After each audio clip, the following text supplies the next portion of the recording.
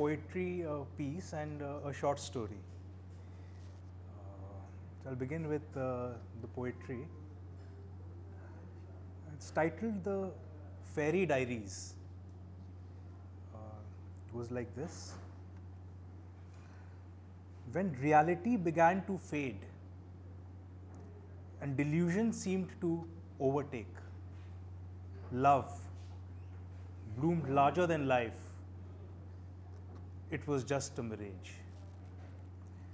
Caught in the whirlpool, the mind whispered, escape. But the heart waved its sword. The soldier stood at the gate. The enemy came as expected. No mercy, just hate.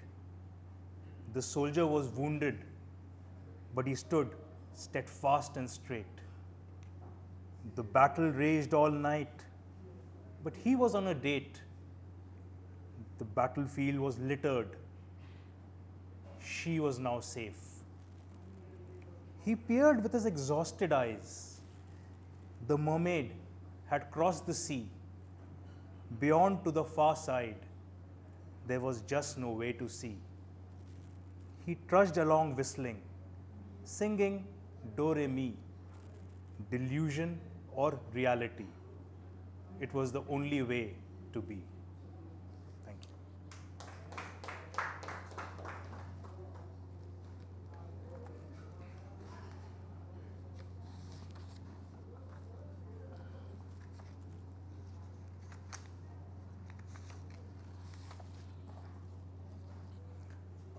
I'll very briefly just, I want to tell you something about the short story that I'm going to read out.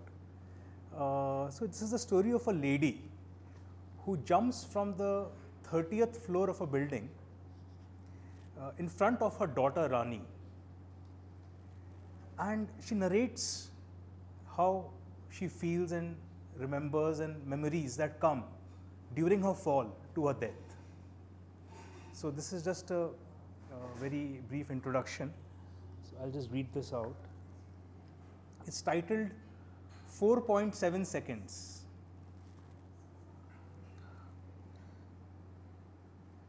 Rani waves her hand in consent. I jump. The icy wind whisks away my tears like a child snatching a loved toy, the only difference being that a child is innocent.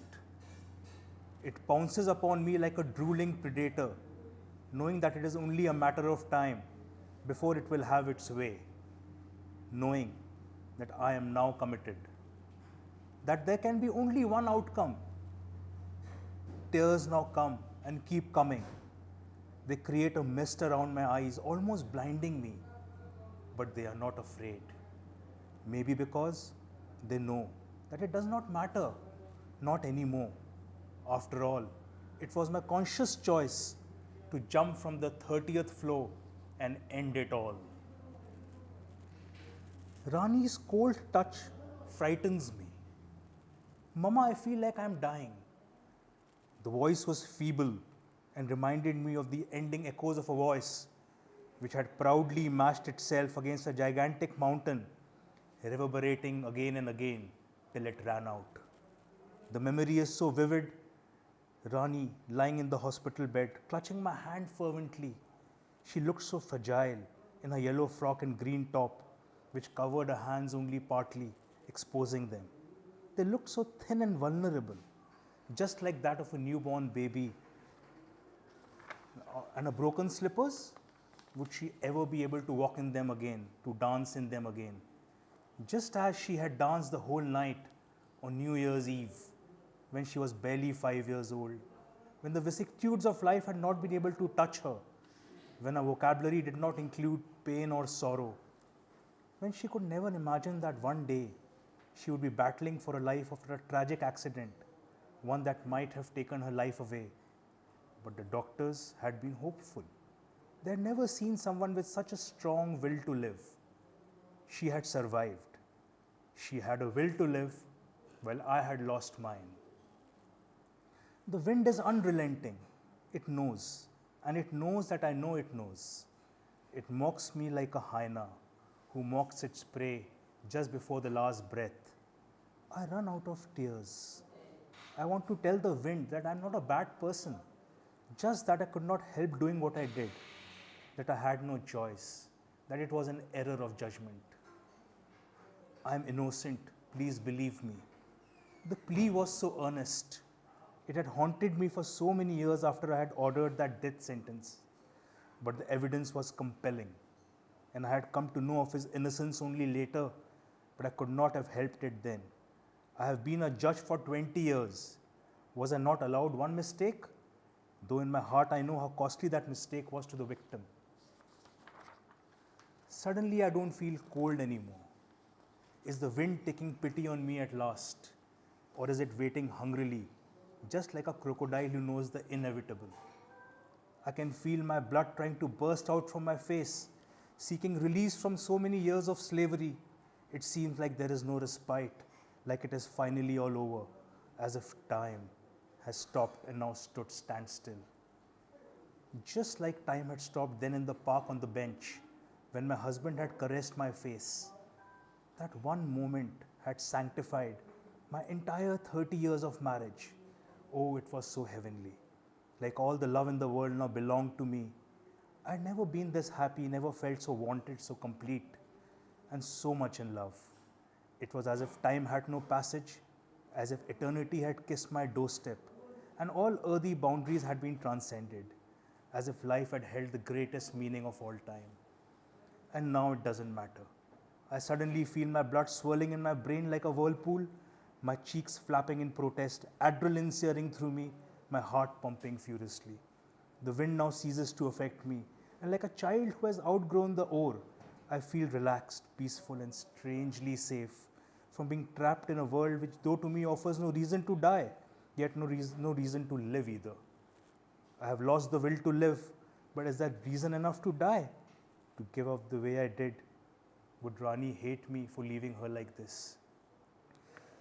The green mountains speed towards her like a lover who has waited for eternity, now seeking to embrace his beloved. The waiting and the anticipation has been so sweet and so certain, with the knowledge that she would come one day. The blue meadow caresses her naked feet and acts as a trampoline as she sprints to catch the red deer. She can feel the soft and soothing touch of the grass beneath her feet. Talking to the wind, she falls, gets up, and falls again. The deer never seem to get closer. The orange clouds sprinkle her with yellow rain, garlanding her like a to-be bride. She has never looked so beautiful before. As she gets up and yet again runs after the deer, the grass beneath her lifts her like a flying carpet and whisks her towards the waiting arms of the mountain. She is their chosen one. The wind caresses her cheek like a father loving his only child. Oh, it's such a beautiful world. I instantly regain consciousness. The wind seems to be whistling loudly. Oars are never really outgrown. The wind is now no more a predator. Rather, it is an escort, saluting its lady like a setting sun, signifying the end of an era, the end of desire, the death of will, and the release of conditioned thinking. I try and peer down, but my stare is blank. The rays of the sun hit my eyes at an angle preventing vision, creating a panacea for the sudden panic that is growing in me. It will be so painful. I will be hurt so badly. I curl and wrap myself like a fetus. Maybe then it will pain less. My body twists in all directions. I feel disoriented. I wonder why I still cannot see the ground. I see my saliva leave my mouth and rush upwards. It flies past my nose, nudging it slowly. I flap my hands like a bird. Maybe I can fly. I push my dress down as it's sharply raised by the wind, and then I realize it doesn't matter. No one can see me now. I'm sweating profusely, very afraid. As I look down fearfully, I see the distant ground rushing up menacingly. Is that a dark gravel road? The parked cars on the side make me hope fervently that I would miss hitting them. I shake my legs vigorously and try to steer away from the cars. But will it matter?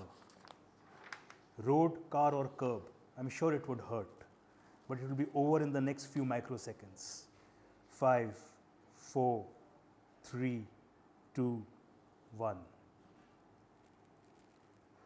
Rani, I still can't understand what your mother meant when she said she had lost her will to live.